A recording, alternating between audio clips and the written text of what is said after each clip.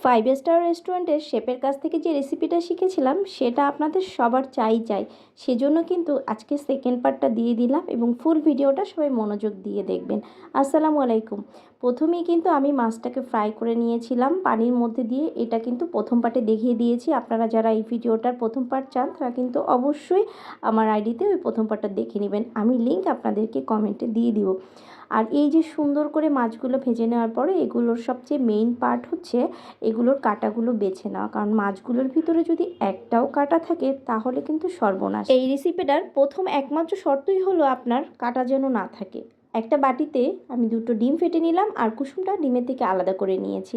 এবার যে মাছগুলোর থেকে কাঁটাগুলো আলাদা করে নিয়েছিলাম সেই মাছগুলো দেখুন একদম সুন্দর করে সবগুলো মাছে কাঁটা যেন না থাকে এরকম আমি 2বার করে কিন্তু এগুলো চেক করে নিয়েছি। এখন আদা বাটা, রসুন বাটা, সয়া সস, গোলমরিচের গুঁড়া, গোলমরিচের গুঁড়া, লবণ এবং স্বাদ মতো আপনি একটু সিরকা দিয়ে নিতে পারেন। আর এক বাটি আমি এখানে টমেটো সস ইউজ করেছি। সসটা কিন্তু অবশ্যই দিবেন, আর সস না দিলে কিন্তু টেস্ট ভালো আসবে না। আর সয়া সসটা তো অবশ্যই দিয়ে নেবেন, 2 টেবিল চামচ সয়া সস দিয়ে নিয়েছি। আর সব শেষে আমি এই যে ডিম ফিটিয়ে রেখেছিলাম তার সাদা অংশটা দিয়ে খুব ভালো করে মেখে নিয়েছি। আর এবার হলো এগুলোকে সুন্দর করে স্লাইস করা, মানে এই যে শেপটা দিব এটাই হচ্ছে মেইন পার্ট। হ্যাঁ, এই শেপটা কিন্তু সবাই দিতে পারে না, এটা ভালো করে লক্ষ্য করবেন যে আমি কিভাবে শেপটা দিচ্ছি। এই ফিশ ফিঙ্গার তৈরির মেইন পার্টই হচ্ছে সুন্দর করে শেপ দেওয়া। এটা যারা না শিখতে পারবেন তাদের জন্য এই জিনিসটা তৈরি করা আসলে কঠিন হয়ে যাবে, দেখতে সুন্দর লাগবে না। দেখতে সুন্দর না লাগলে কিন্তু খেতেও মজা লাগবে না। তো হয়ে গেল আমার সবগুলো রেডি। এখন আমি ডিমের কুসুমের মধ্যে সুন্দর করে এগুলো চুবিয়ে ব্রেড কামের মধ্যে দিব। এই যে দেখুন খুব সুন্দর করে ব্রেড কামের মধ্যে আমি দিচ্ছি। আমি কিন্তু এক হাত ডান হাত দিয়ে এটা চুবোচ্ছি বা আমার দিয়ে ব্রেড কাম ইউজ করতেছি, কারণ আমার সাহায্যকারী কেউ ছিল না।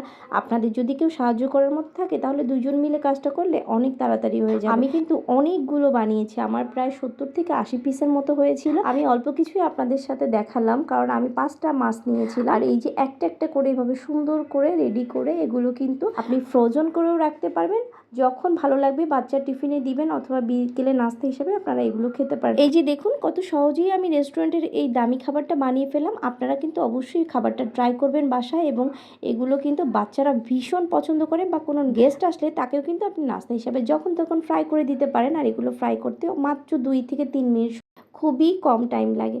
তো রেসিপিটা যাদের ভালো লেগেছে তারা কিন্তু অবশ্যই লাইক কমেন্ট করে জানাবেন। আর এই ধরনের রেসিপি যদি আপনারা আরও পেতে চান তাহলে কিন্তু অবশ্যই কমেন্ট করবেন। আমি সবার সুবিধার্থে শেপগুলো আবার দেখিয়ে দিচ্ছি, আপনারা কিন্তু ঠিক এরকম করে শেপ করে নেবেন। আর এভাবে প্রথমে ডিমে চুবাবেন, তারপরে ব্রেড কামে দিবেন, আর তারপরে কিন্তু হয়ে যাবে সুন্দর মজাদার এই ফিশ ফিঙ্গারগুলো। আসলে কি নিজের হাতের যে কোনো জিনিসই কিন্তু অনেক ভালো লাগে। আর যেহেতু আমরা এই খাবারগুলো বাইরে থেকে কিনতে গেলে অনেক বেশি টাকা দিয়ে কিনতে হয়, সেই জন্য খাবারগুলো কিন্তু আপনারা একবারে তৈরি করে বাসায় রাখতে পারেন। যারা এতক্ষণ ধরে আমার ভিডিওটা দেখলেন এবং আমার ভিডিওর সাথে ছিলেন সবাইকে অসংখ্য ধন্যবাদ। তারা ইনশাআল্লাহ আরও সুন্দর সুন্দর রেসিপি পেতে আমার সাথেই থাকবেন। সবাই ভালো থাকবেন। আল্লাহ হাফেজ।